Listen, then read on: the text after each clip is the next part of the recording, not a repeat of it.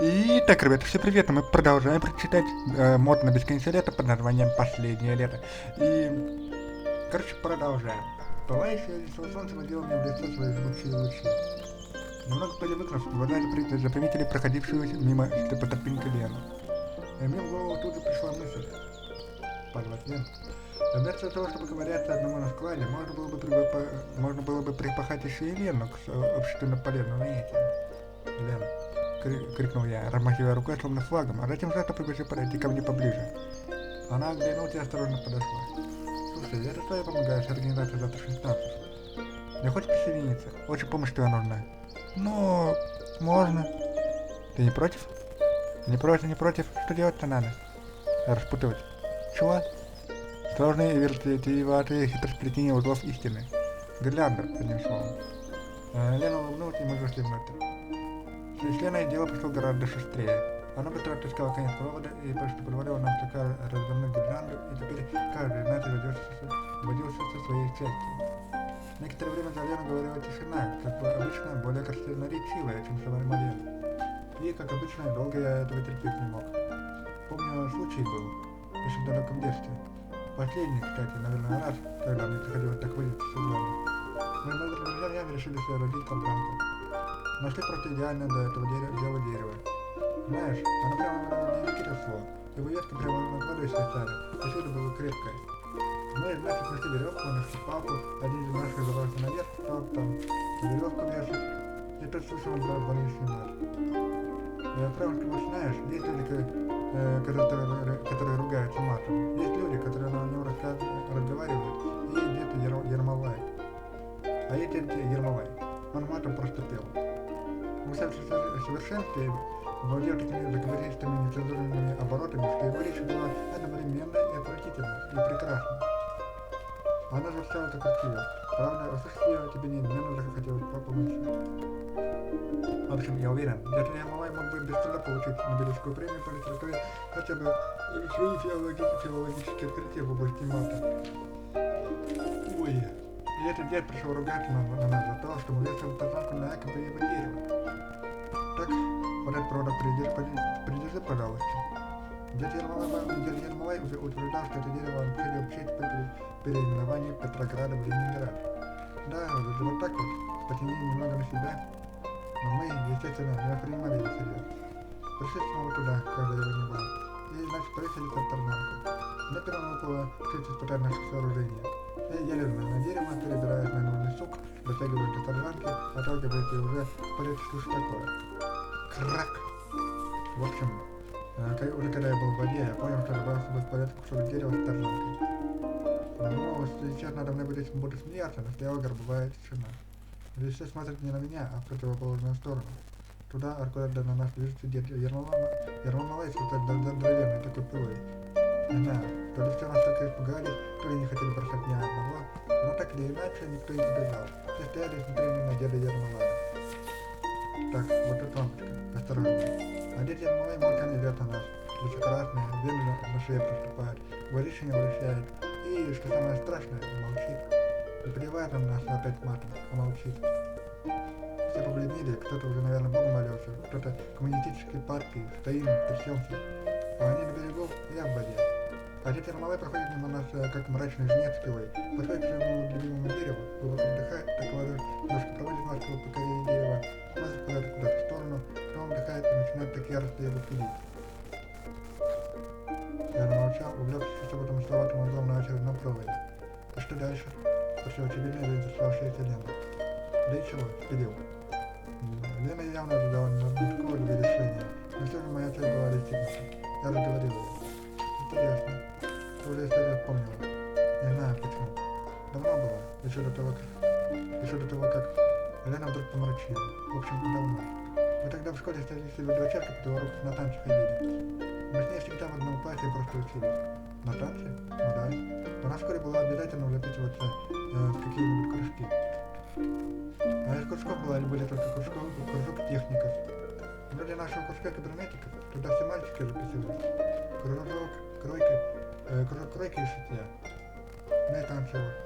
А Лишь хотела тогда в кружок техников записаться, но потом поругалась с местным старостой. Ну, вернее, побила его. слишком бесчестен. Оставались только танцы. И я с ней до компании дописалась. Мы заканчивали поздно, а тогда зима была. В общем, на улице уже темно было. И школа пустовала. А еще у меня тогда какие проблемы были. А Алиса считала, что я должен всячески поднимать мне настроение. А понимала она его, как умела. То есть, только ждет что-нибудь, то еще как-нибудь подразнить меня начнет, чтобы я на ней побегала.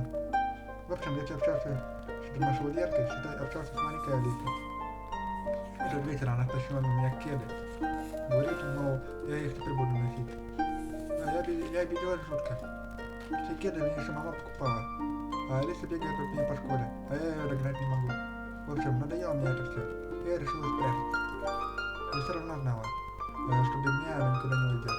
В раздевалку забежала, думала, теперь меня ищет. Сижу там, трясусь, двери опять поворачиваются, и тут же свет гаснет. Видимо, тоже решил, что в школе уже никого не осталось. Я жестко испугалась, совершенно не знала, что делать. Уже думала, что ночевать здесь придется. А в раздевалку у нас было две двери. Одна вела в коридор, вторая в подвал. Только та, что вела в подвал, всегда почему-то была закрыта. И вот я слышу, что-то за той двери скребется. Представляешь, сижу в темноте, одна запертая в раздевалке, а за другой двери что-то скребется.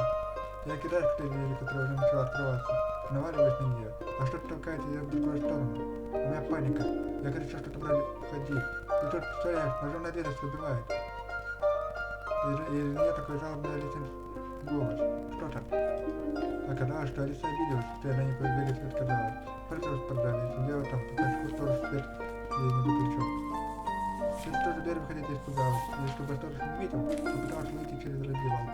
В общем, страхом мы тогда обе натерпелись. Выбрались хоть из раздевалки.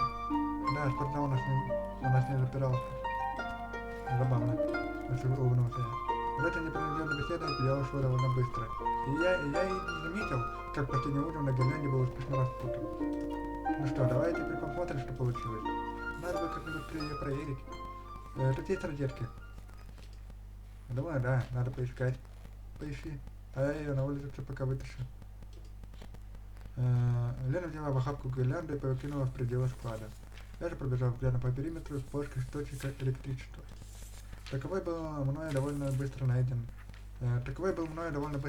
и, недолго думая, я поместил в него штекер от гирлянды. Я шел шутку, только не с лампочками, а где-то снаружи. Это провожалось на громким щелчком с криком Лены. Я пулей выскочил на улицу. Без чувств Лена лежала возле входа. Я тут же ощутил, как меня охватывает паника, как сердце бешено подпрыгивает в груди, отдавая своим неистинным стуком через на порог. Черт.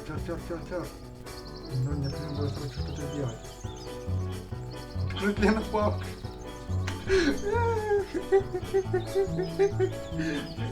Давайте по приколу, а? Учите, давайте по приколу. Я решил, что задрагивать этот человек, но я только буду подпахнуть. Если я не желаю арестовать, я поискал взглядом что-то длинное, и желательно не направляясь в электричество. Такое оказалось швабра.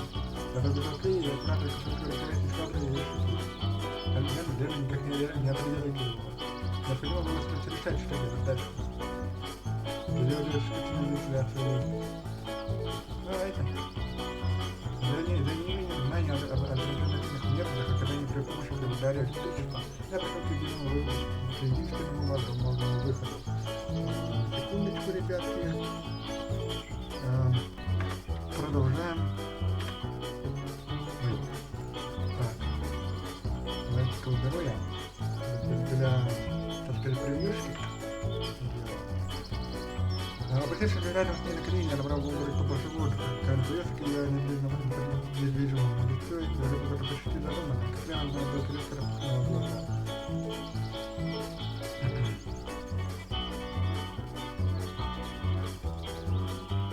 Большого довольно любопытная картина. Лена, во всех шокированно складывающейся ситуации, широко раскрыла глаза, испуганно смотрела на мое лицо. Не только находящаяся в критической близости, но и присутствие полного боевого готовности для оказания первой помощи. Я же решил, что это не взглядным глазами, находящийся в опасности своей взлетной лица, это меня выразить Представляешь, Лена очень любит меня. Лена, да.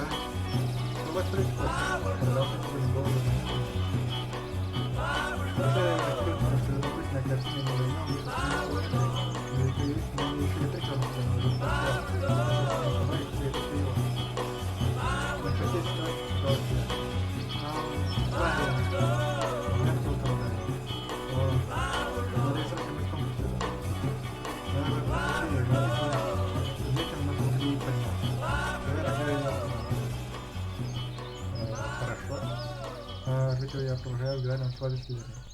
Несколько игнорировала то, что Лена, несмотря на все проявления состояния, вышагивала вполне бодро. Она, полное облегчения, в этот факт не принес, и едва девочки исчезли с горизонта, я начал ныть. Да зачем? Да вашу мать! Почему?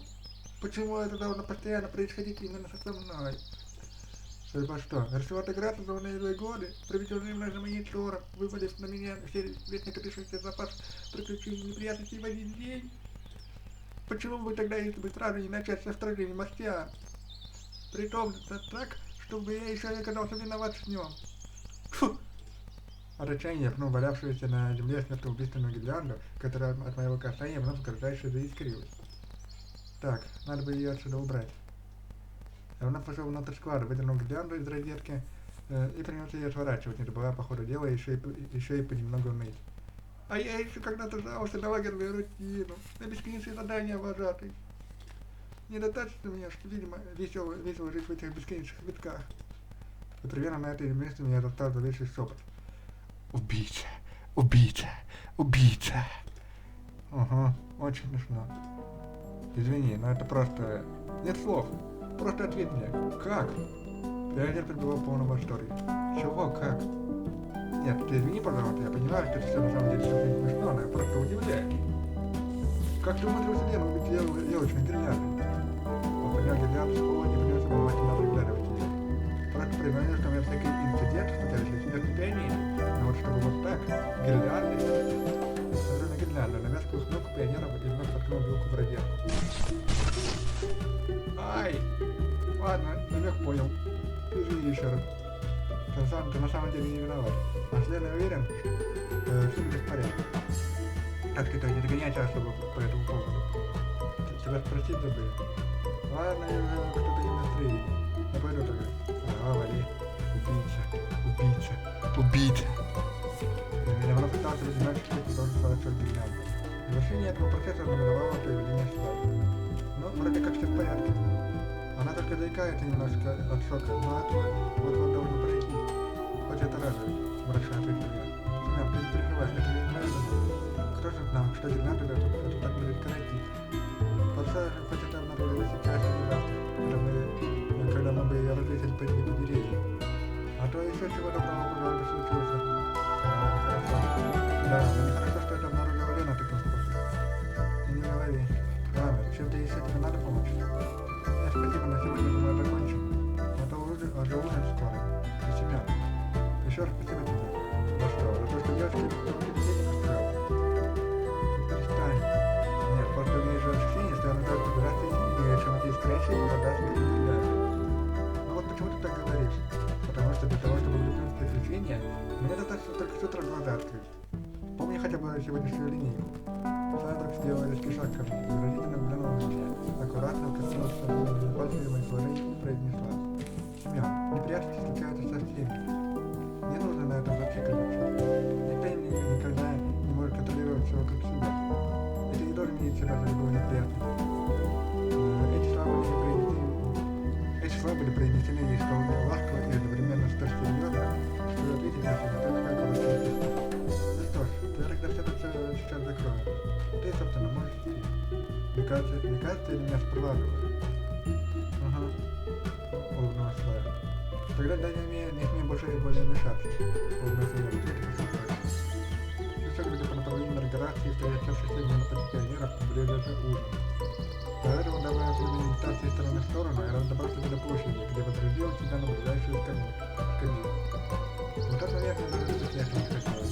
День выдался слишком насыщенным, и уже сейчас я ощущал, что как секунды наковальни выбросились из окна, и меня вдобавок перестало.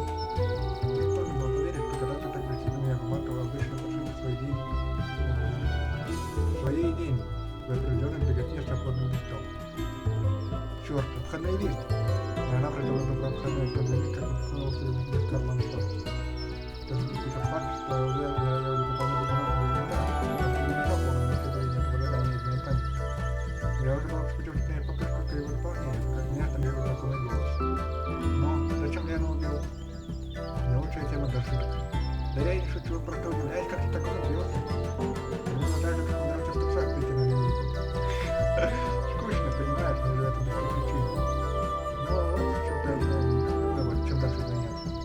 Давай попробуем загнать этих государственных переворотов, но тут Марокко устроит. Да на тебя. Безумно светло говорит, все хорошо. Большинство парламентов позиционным гостем стал Монарх, приглашающим на ужин. Я воспользовался его приглашением. На пути к того у меня застала знакомая картина. А, сейчас карты будут. На карте стоял некий человек. Алиса, Электроник или нет. Я уже не помню. Ульяна и Славя. Когда я подошел поближе, услышал, о чем они говорят. Ты больше не называй меня 2Ч, а ты еще получишь. Ага, значит проведение возмездие его почти 10 лет. Что, будем знать, как называется проведение бессмысленными словами. Подумал я, и даже укол совести. Все-таки нужно было его вчера сказать. Ну, значит, сейчас на настоящее время для того, чтобы почти все. Я делаю действительно так, что он на ресторане. Во, рад, что ты активен. Мясо сегодня вчерашнего дня все-таки заходили. Соседи, кстати, дикий генерал. Какое еще прости? Одно на меня заплал, а ты теперь не меня будешь? Буду. Поэтому, как я знал, конкретно это есть такие проблемы. Предпочтя насилие дипломатии. Да ну тебя, балабол. Ну, Алиса, ты нужно на столовую. А любой стране был прямой, удивленно смотрел на меня, Лена явно веселилась, а Славя одобрительно кивнул. Так что еще раз, извините. Андрей Дмитриевич пришел к нему и сказал, что происходит. Чего у вас тут происходит? Ты на столе или сыроежка? Сейчас я на столе я тебя буду поставить, я тебе инсинуацию. Сейчас я по-моему пойдете. Я вот чуть-чуть все инициировал. Когда вот Дмитриев на все порядочно. Однако после его ухода Александр остановился и притянул мне руку. Хорошо, забыли. Я серьезно кивнул. Я был последним, кто разошел в столовую. Похоже, свободных мест осталось не так много. Локация свободной студии была знакома и представляла мне выбор между местом рядом с Алисой, рядом с Ильяной и рядом с Мико. Я пожал плечами и направился к последней. Не возражаешь, если я здесь присяду? Ой, да, конечно, то есть нет, не возражаю, то есть да, расселитесь, конечно. Я сел. Вы как написали в сводном песне? Спасибо, я желаю перенаправить словесный поток Мику в более интересующую меня сторону. Ну, не совсем, если кое-что написали, но чуть-чуть совсем. Мы все, честно говоря, больше болтали, чем над песней работали. Могу себе представить. Вот, он вообще такой интересный парень, столько всего знает, и про музыку, и про Японию, и вообще. Иногда даже я ему что-то говорю, а он меня сразу заканчивает. Значит, хорошо провели время? Очень, но только жаль недолго. Он сказал, что ему надо еще сюда предполнять. Ведь только сегодня приехал, а сердечки потом выполняют. Меня, конечно, он сразу готов, но там ведь и только меня надо дополнять. Еще кошки и лет. Ладно, перевел я. Сидел, значит, да, это не надо. Ну, как сказать, не то, чтобы это было недолго, но можно было бы подольше. Хотелось бы подольше, но бы успеть не успели написать. А так он подольше, может быть, и успели бы. Я как движение взглянул на Мику, но в советском форме посмотрел свою паранойю и решил не отвлекать, а вместо этого спросил. А вообще какие впечатления? Какие? В смысле от чего? От Влады. Мику смутилась, уставилась в стол, но не обладая только застенчивости и только застенчивости, свойственной Леночке, почти тут же продолжила. Но он хороший вроде бы. Вместе с ним интересно было и весело, и вот, я понятия не имею, что это было вот, но именно им Мику решила резюмировать описание личности моего зловещего двойника. Хотя было понятно, что кроме меня никто бы в нем ничего зловещего не находил. Может быть, мне стоило перестать в нем отыскать. И так или иначе, вскоре наш ужин был завершен, и я направился к выходу. Выйдя из столовой, я сел на ступеньки и решил подождать, пока переварится ужин. Или, вернее, пока известный ход событий не даст о себе знать. Легкое похлопывание по плечу оповестило меня о появлении электроника. Я обернулся. Пойдем в карты играть? Да, я так и думал. Карты? Да, я игру новую придумал.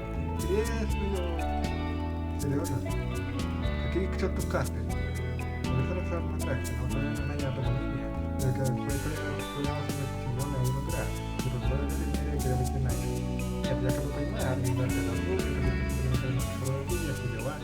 Но тут я не лагерь для Атлантик Сити. На конце вышла вода и слава. Чего вы опять шумите? Да вот думаю, что весело занять. говоришь, что рейское искусство, азартные игры — это хорошая идея. Вовсе нет. Я просто предложил устроить карточный турнир. Вот, а я что? Ничего лучше не мог придумать. А ты что предлагаешь? Остановился электроник. Там секунду задумался, вот и принял. Костер. Костер. Что, когда собирается группа пионеров, весело огня, жарят хлеб, картошки, поют под гитару, рассказывают страшилки и вообще культурно проводят время.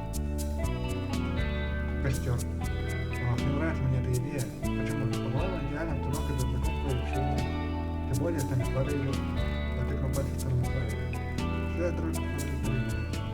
Она почти поднялась на направо назад, переводя взгляд одного на другого. Затем лишь телефон. Да, он говорит. Пожалуйста, разрешите на пойти. Я хочу, чтобы вы зайдете, чтобы все прошло без проблем. А кто еще идет? А кто захочет? Ну ладно, только смотрите. Вы себе нам отвечаете. И вот это в самый черный раз, что демонстрировал свои нечестные вещи, собранные благодельной жизни. А кто пойдет дальше? Помочь вы его знаете. Берите сами, кого хотите, если можно будет еще... инвентарь, чтобы всякие для розжига. Даже мы. Кто-нибудь будет картошку возьмет с кухни, если пишешь половину. Но вы на самом деле хлебом или булками ограничены собой. Я не думаю, что пионеры после ужина будут такими голодными, чтобы тебе наблюдаться с картошкой. Но может быть. А что еще? Спички, бумага, топоры или пила. Интернет я тогда из куба возьму. Шулька принесем. И воды еще надо, чтобы потом не тушить. Большое озеро есть. Воду оттуда можно набрать. Или хорошо, тогда что? Для этого ведро нужно мне. Но лопата на всякий случай. Тогда как поступить? Электроник не только розжига. Даже не сливай. Булки могу принести. Ну и приглашу там всех. А я тогда что делать? А на тебе будет самая сложная часть. Ты должен будет пригласить Алису с гитарой. Я удивился. Уверена насчет Алисы? Вопрос прям себе кажется. Ну, как сказать. Если бы хотите музыки, то я пожалуй придется. Акустическая гитара у нас есть одна, и это гитара Алисы. Выглядит как силовая гитара, не является Алисы. Я как бы согласен, а разве на каждой кружке нет гитары? Говорю же, это гитара Алисы. Тут большинство инструментов принадлежат Нику, а вот гитара Алисы. Они ее вместо Нику на двоих видят. А в итоге на инструмент почти нету. Ладно, понятно, ладно. Будет сделано. Тогда как решим. Через полчаса на площади? Ребят, согласен. Ребята ушли каждый. На свою сторону. Однако основе оказалась не права. Мне досталась самая легкая часть плана. Алиса даже не хочет искать, она сама видно, что вышла на кольцо.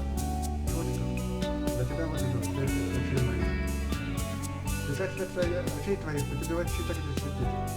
А впрочем, тебе уже бесполезно объяснять. Чего надо-то? Да вот, думаю, предпочел провести время себе в своей виртуальной непрокрасивой мелодии. Не поняла? Выходит так, что красивая мелодия — это по твоей части. Чего? А, костер, что ли, хотите устроить? Фу ты, вот кретин, вот по-человечески нельзя и здесь нет. Ничего не могу с собой понять. Как тебя увижу, так сразу на поэзии тянет. А говорят, твоей поэзии на тяжелые наркотики. Ладно, давай серьезно. Пойдешь с нами? А с вами это с кем? Да как получится. А у кого получше? Ну, я, Сергеевский, Славя. Я считаю, что эта информация не обрадует Алису, но с другой стороны не видел смысла ее отстирать. Все равно узнала бы. Однако ее реакция была закономерной. Да, потерянная компания. Дай подумаю, что же выберешь. Пойти с вами или сразу удалиться? Ну вот зачем ты так? Народу там будет много, наверное. Подвели Ульянку, чтобы не весело было. Да не в этом дело. Не люблю я просто хотеть игры. А то под голова начинает болеть. Да ладно тебе. Блин, тебе на каждом языке еще объяснить. Блин, тебе на каком еще языке объяснить? Не хочу я. Все, ладно. Сдался. Мое дело понимаю. Только не могла бы, пожалуйста, гитару отдать. Еще чего? Чего нет? Там я как-то играл, может. Или я, чем черт не шутит. Нет. Ты, смотр. Что? А вообще знаешь что? Это с вами. Да, знал, что мы как тебя положиться. Улыбнулся. Да, хорошо, кажется. Я иду лишь чтобы убедиться, что с моей гитарой ничего не случится. Да и как его без музыки оставить? Я просто говорю. Я знал, что могу на тебя положиться. Ага. Буркнула Алиса, зашагала прочь. Встречался на площади? Крикнула ей вслед. Миссия была выполнена. Но мне оставалось только обладать по остальным. Чем я решил заняться. Отправившись на площадь. прилететь туда, я начал вопросом, а вы вообще меня каналы? Мне что напрягало ощущение, что я занимался чем-то не тем. Но причин такого решения было предостаточно. Я чувствовал усталость. Усталость от нелепых и неловких ситуаций, в которые я раз за разом попадал. Усталость от мастера и пионеров. Я даже усталость от себя самого. Хотел просто усталость и приятно провести время в компании. Друзей. Я думал, что они действительно смеются не стать моими друзьями. Между тем пионеры потихоньку начали собираться. Первая из подошедших была Лена. О, ты тоже с нами? Ага. Кивнула Лена. Уверена? Хорошо тебя чувствую. Да. Как ты сказала, ничего страшного не произошло. Ну, рад это слышать. И я с вами. Это так интересно. Я раз походу особо не ходила, только сидела. А проблем нет. Даже не то, чтобы поход. Так посидим немного. Грязных поданий. Ты чего мне наврал? Внезапно подбирался, что Мурзаха была чем-то явно чем-то недовольна. Ты о чем? Он только своем. Я сказал его Вовой зовут. Он Влад. Это правда ты сказал, что он Вова? Нет, это я, конечно, преувеличил. Я изображаю доброго человека, куда плечами. Почему она была Вовой? Ну погоди. Блин, он что, на меня идет? Ну да. Вон он, пошел из кабинета. Я нам бежал в сторону. Я даже подпрыгнул за багажей наверх инженера положили вышагивал пионер с топором в руке.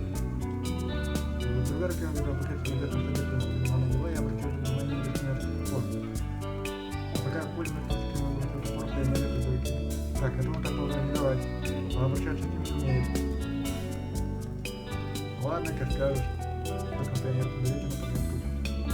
А там у тебя что? Накатал на пакет. А, сам покажу. Пачка пакета он сделал на бутылку барать. Ух ты! Ты где такое сокровище добыл? Места надо. Усмеяюсь, так ответил он. Затем скрестился на кабинетик, приблизился ко мне и понизил голос, прошептал. Контрабанда — это из другого лагеря, если ты понимаешь, о чем я.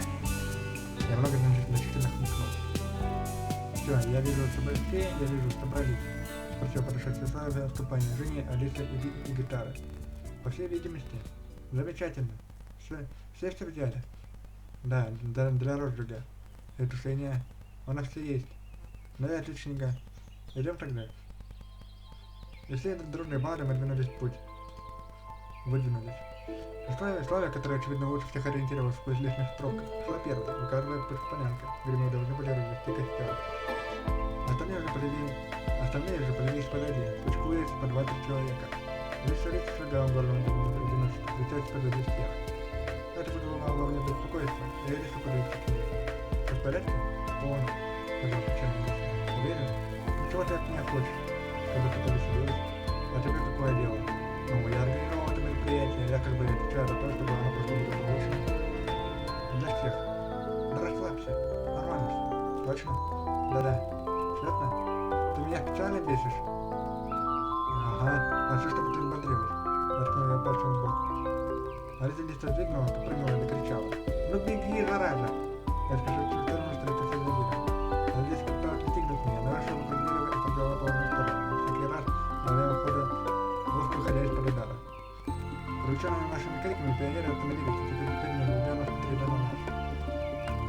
Я лишь краем глаза заметил взгляд, но чего-то это меня так разъяснило, что я потерял всякую концентрацию видимо, Алиса настигла меня. Она начала больно шипаться, но я было настолько весело, что куда более отщипнула щекор. Давай с фотами, без результата пытаюсь защититься, но я едва смог вымолвить.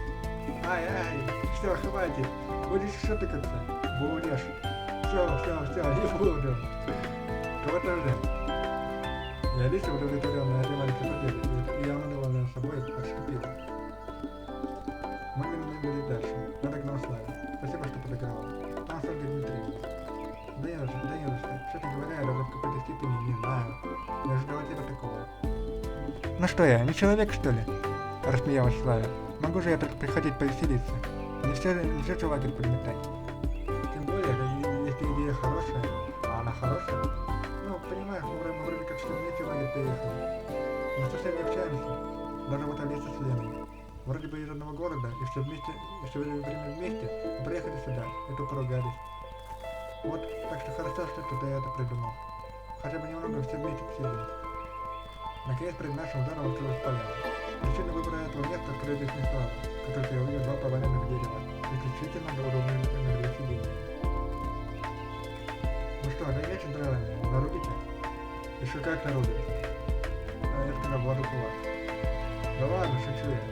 Воду, не знаю. Воды, что ли, сразу принесу? Ведро давайте. На нас-то трава. На нас тогда трава. Я веточку понесу, наберите. И коры мне, может, передумать. Только, ребят, давайте особо не увлекайтесь. Живые деревья лучше не трогайте, там лежат несколько поваленных. Хорошо. А где сидеть-то будем? У тебя не устраивает бревна? Устраивает. Только нас тут 10 человек, ты не поместишься. Не нервничай, я и на 3 ноги могу посидеть. И как будто подтверждая мои слова, я опустился на землю и стал подготавливать место для костра. Вокруг меня царила приятная ожидание. Своя жизнь принесли мне веточку, выкутал болтал, выкутал меня, а лишь села в сторону и решал настроить гитару. Но я как думал, какой-то сороконожка. И я уже делал разведение костров. Поддержал свое движение на выстроение моей домика из веточки. Не то чтобы, а с теорией знаком. А без спичек умеешь? В смысле, палочка о палочке? Ага, и рано пробовал. Где-то впереди раздался шум. Обратившись, я обнаружил, как Женя и Мику со стороны материали на камнях. Первый разговор не было, вторая чего подойти не смело. Притом настолько эффективно, что, ускоряя наши речи еще немного, и людей загубленных тобой эффекта достигли бы эффекта стробоскопа. Это пионер был очень несчастным. Я усмехнулся. Нашла коса на камень. Смотри, я взял любые палочки и, уперев одного в лицо бумаги, начал быстрее вращать, потирая острова. Вскоре от них повалил дымок. Ух ты! Можно я попробую? Я попытался повторить процедуру, проделанную Славе. Алиса мне с тем, что кто-то добринчала. Вдоль сожженных мостов выставлен строй оловянных солдат Англии. Что же, бедный Джон Ди, станет с тобой, когда разбудит Адolf ангелов? Сердце стальное, неустрашимое. Время такое, жди меня. Ты неправильно делаешь. Правильно не знаю. А как? Спросил я. Надо ты до этого дошел. Увидел, как Лена гоняет от ульянку вокруг дерева, вооруженная крапивой. Я бросил потихонечку в стол и рассмеялся. Ой-ой, это нехорошо. Девочки, перестаньте! Крикнул Николай, обращаясь к нему. А туман будет башни, звон. Между затем крылья вода. Холодно. Принимай свою смерть, милорд Джон. Ты почему себе золото? Так мы встретили наступление ночи. Костер разгорелся, все расселись вокруг и о чем-то понемногу болтали.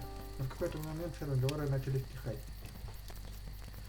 Собравшиеся замолкали, обращаясь обязательно в танцующие языки пламени, и просто наслаждались вечером, подливая хлеб нанизанный на палочки и употребляя его затем, посыпав соли, в которые тварь принесла с собой в спичечном коробке.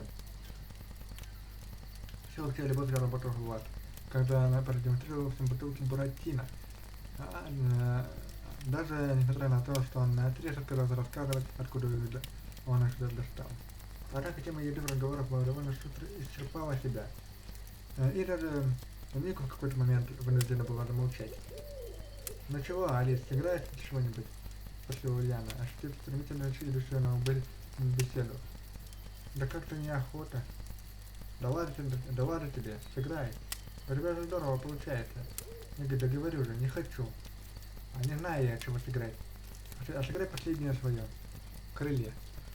Вмешательство Лены в процессе уговаривания Алисы было неожиданно.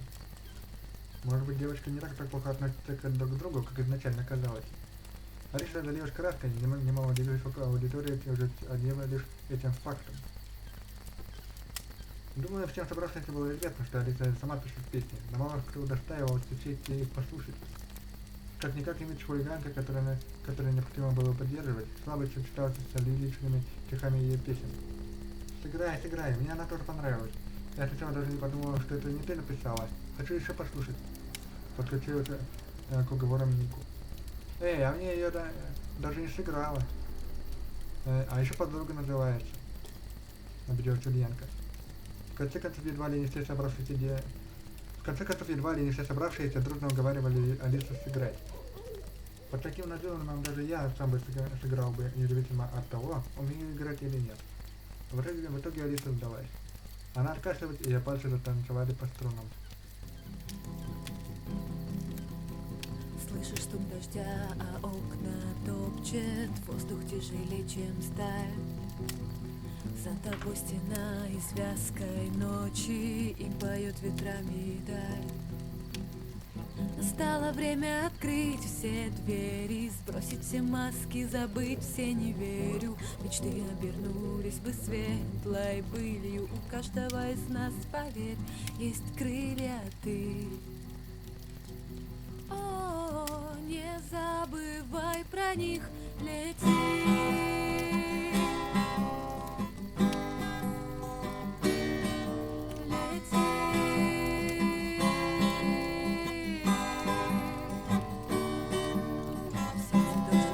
Быть может, уже в холоде остыть.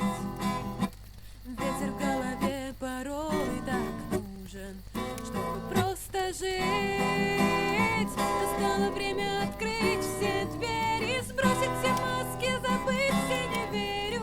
Мечты обернулись бы светлой пылью, у каждого из нас, поверь, есть крылья ты. О, не забывай про них, лети. О, не забывай про них, лети.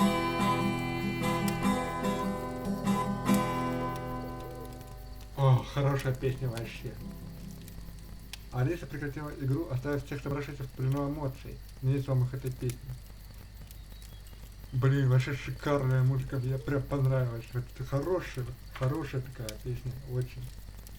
А эмоций, надо сказать, было предостаточно. А я глядел собравшихся. На лицо каждого тронула легкая улыбка. И все молчали, глядя, кто на Алису, кто в костер. Очень здорово. Алиса пожала плечами, и вновь ее пальцы забили по струнам, какая новую мелодию. Вероятно, именно это был тот момент, когда все сомнения по поводу этого похода, если таковые были, окончательно испарились. Притом, как никогда, и у каждого. Даже пионеры, выросшие на землю, выкатившись на дерево позади меня и прикрыв глаза, по-прежнему скрытые от меня тенями, внимательно вслушивался в мелодию, и мне его лицо источало, и все его лицо источало умиротворение.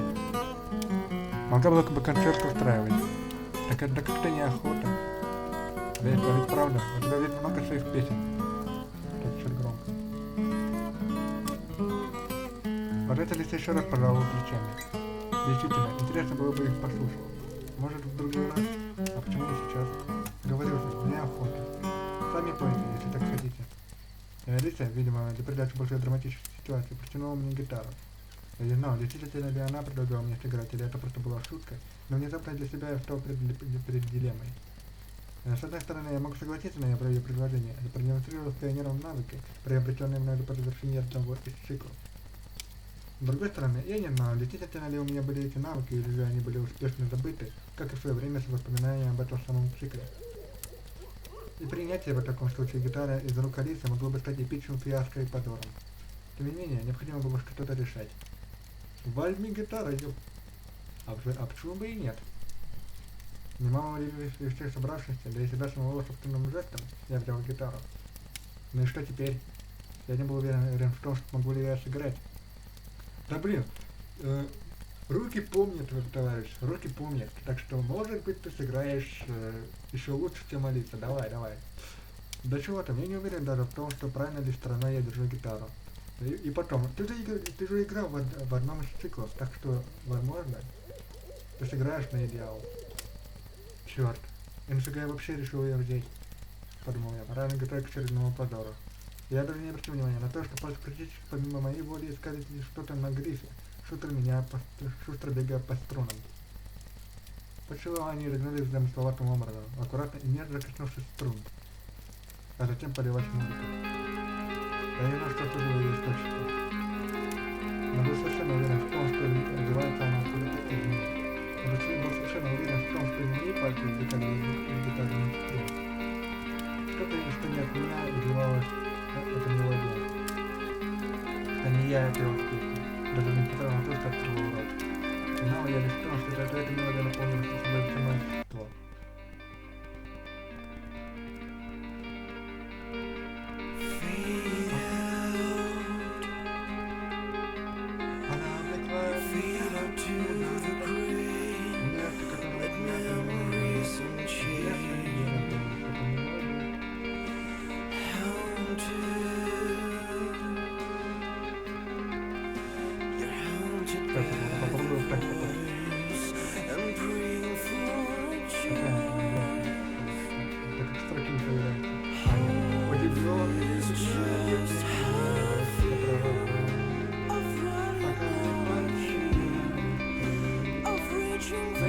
А, блин, это...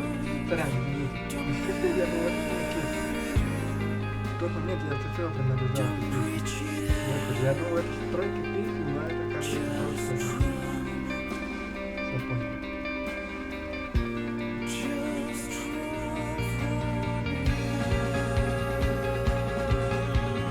Я такой благодарный, давай я совершенно новую для тебя посвящение.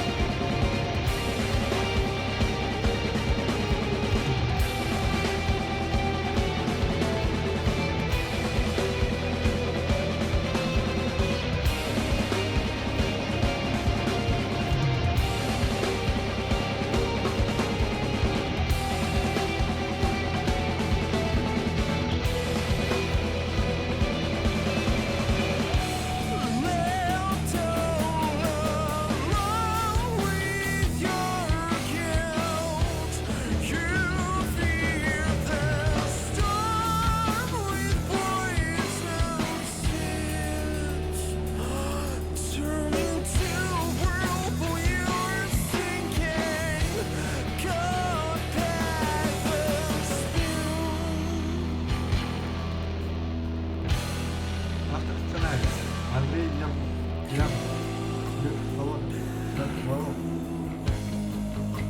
ассистент сценарист Роман Шаман, Илья Ткач, Денис Кожевник.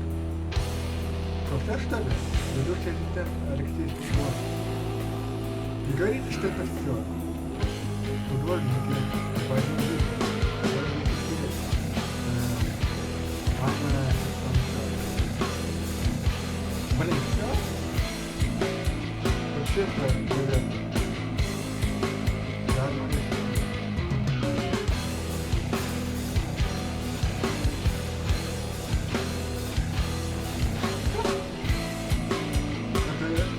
это ведь вот, да?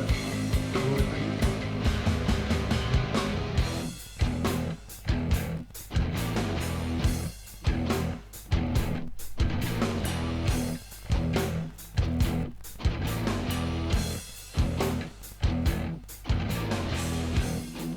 Короче, все, это, конечно, я был продолжение.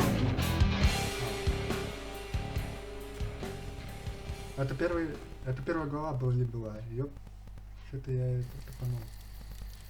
Когда я открыл глаза, то увидел, что со всех сторон меня отступили пионеры с крайне обеспокоенными лицами. Даже у Влада лицо было исключительно напряженным. Не очень понимал, не очень понимая, что вообще происходит, я выпалил первое, что пришло на ум.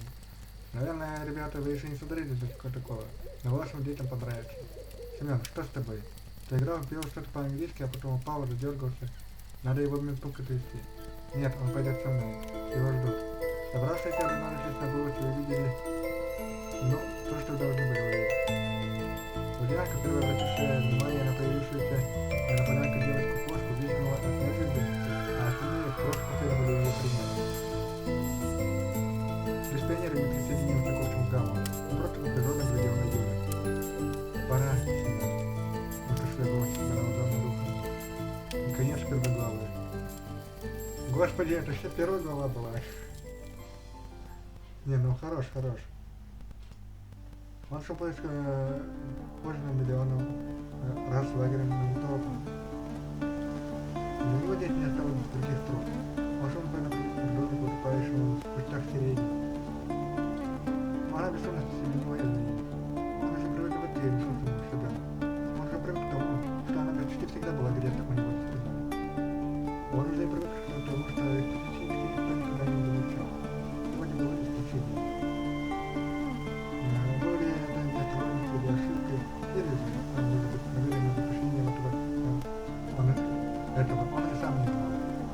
это для него более не имело значения, господи, я заикаюсь. Но что-то приятное он все же ощутил, когда рыжеволосая хулиганка скрылась в темноте туннеля, едва она заметила их свет.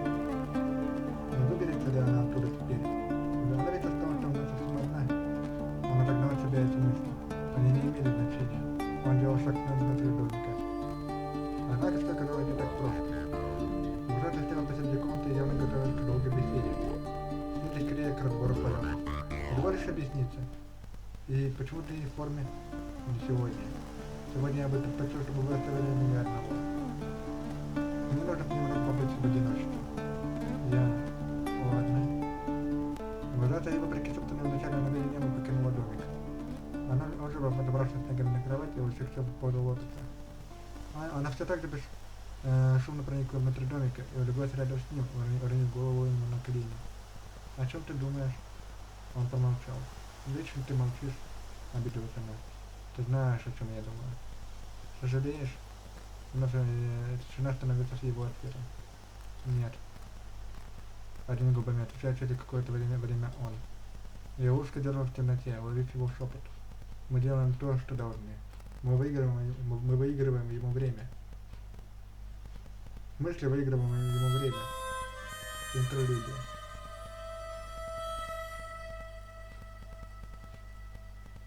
А в смысле ему выигрываем время? То есть он что, умрет или что? Ощущение реальности происходящего не покидало меня. Казалось, сейчас я на миг закрою глаза, потом открою их и снова окажусь в одиночестве. На пороге стояли девочки. Те самые, из лагеря. Но в них как будто бы что-то изменилось. Вот так получается, что у нас каждый был только один мир, а у тебя их было много. А потом мы поняли, что с реальностью связан только ты. Как поняли? Нам рассказал пионер, что то есть ты, который заявил, что в том сне уже давным-давно. Да, очень странный тип, больной какой-то. Все сексуальное время укладывалось у меня в голове. Мы все здесь, снова вместе. Но это другие мы, настоящие. Сколь удивительно, огромную роль может играть одно единственное мгновение. Одно лишь мгновение. Одно лишь мгновение, и я уже не в лагере. Перед неведомым для мне паранормальным образом. Одно лишь мгновение, и я уже ощущаю себя на пороге повзрослевших, но уже не так хорошо знакомых мне девочек. Одно лишь мгновение, и вот мы уютно, насколько мы это возможно, устроились на моей тесноватой кухне. Обсуждаем происходящее. То, как вода изменила. Еще спустя мгновение мы включаемся друг в друга, всегда на той же самой установке, где я купил свой мир. Но теперь я наконец вернулся. Нет, мы вернулись. А может быть, все произойти снова. А может быть, мне так только кажется. Казалось бы, все такое приключение остались позади в прошлом. Когда тогда ничего не изменилось. Я это понял, а только заметил его бездонный зал, направленный в сторону. Но на что все оставшись без машины. Привет, как поживаешь? Пора легче меня обязывающих сам. А затем, вспоминаешь ноги? Что это? Что-то я. Силы набираемого сообщения бегают по грамм, пока я ранее свой ответ. Почему-то я уже тогда был уверен, что это вовсе не одна из девочек. Мне он вообще не знаком. Лично, по крайней мере. В каком случае, если он обязан, я в ответ. Почему-то я слушаю. Я вот знаю, куда мне смотреть надо. Что я должен буду увидеть. И вот большое острова хлеба, когда старейший найдет на улице зимой. Острова без пионерской лагерь сказал, где пионеры ожидает за я дрожащий в руках какой-то автомобиль, лихорадочно собрал Лена, я могу подержаться за столом. Я заплыл объявление месяц назад, когда мы решили совместно отправиться в Нового года. Ты видела это? Я был не знаю. Нам спасибо, что происходит. Спрашиваю по мне, это точно. Наблюдая на неведомой силой, я потеряю квартиру и оказываюсь в объекте жизни. А, да, ты меня вспомнил. Но нахожу я ее. Скоростно, не обязательно вопрос, что ли, с черной рубашкой. Ты будет знакома мне, и я понимаю, все на меня смотрят, моя